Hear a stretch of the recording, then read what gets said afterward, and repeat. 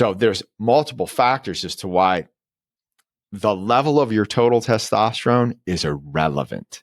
And when people focus on that, and I mean this humbly because there was a time when I did, it tells me you don't understand testosterone. The total testosterone number is irrelevant. What's the free testosterone? And if we had a test, there isn't a economically viable test to look at CAG repeat length. There are tests out there, but they're not commercially available. They're not economically sound. Maybe someday we'll be able to do that.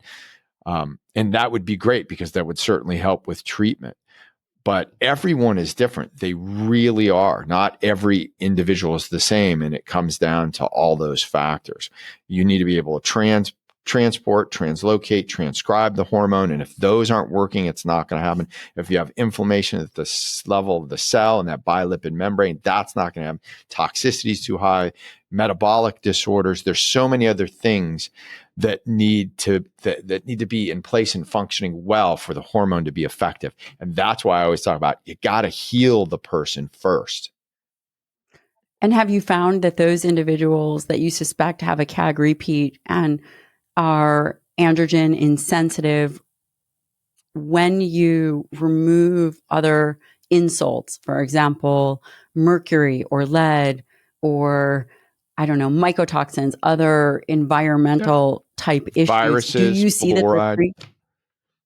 Do you see that their free testosterone comes up, or do you just have to administer? What would be strategies to increase free testosterone? So that's the goal, free testosterone. The easiest way to do it, and why so many people, I was like, why does this work this way, right? So my curiosity, I'm like, I want to solve this. I really want to understand this. And why are all these differences between individuals? Why is it just not the same for everybody, right?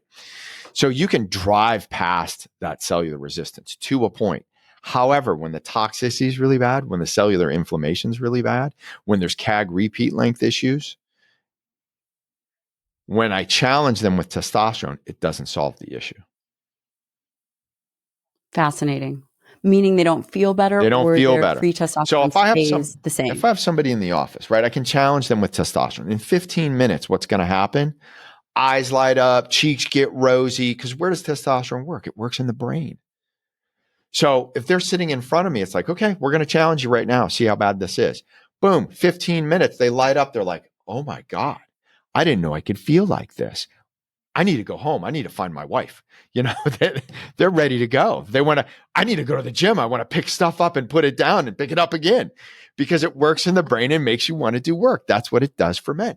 When that fails to happen in front of me, when I challenge them, I know we got serious issues. I know that by default, the toxicity is pretty bad. The inflammation is pretty bad. I'm not overcoming the cellular resistance. There could be a CAG repeat length. So coming back to the levels, it doesn't matter to me if I see it's greater than 1500 and the free is 30, 40, 50. Now I'm overcoming the cellular resistance and I'm getting results. While I'm doing that, I'm detoxing them. I'm dealing with all the other metabolic issues, right? Because it comes down to some basic human psychology, right? The discipline, the consistency, what's their emotional state, their spiritual state. Because when you get so far behind the 8 ball, you need to get traction and get moving forward, right? They need to see some progress, some hope. It's like, oh, I can see it now. You know, they get motivated. They want to do more. So oftentimes it is right out of the gate. It's like, we're going to go straight to testosterone because they have just way too much to overcome. And then we're going to do everything else alongside of it. What about for women? Do women also have CAG repeat issues? It certainly can come into play. Testosterone's a different animal for women. They certainly need it just as well. It usually starts to fall off in the mid-30s, but it can fall off sooner. There's other considerations. You know, women feel thyroid, men feel testosterone. So for women, it's always thyroid issues and birth control issues. I've been talking about this for years. You put a woman on birth control, you're creating a catabolic state, and you better be prepared to deal with it. And there are some great individuals out there doing phenomenal work in healing all these young women from their teenage years up into their 40s with all these birth control induced catabolic states and the crashing their metabolism, and you need to be able to deal with that. It's the same thing with GLP-1, GIP, the dual. Now we're going to have triple agonists that are coming out.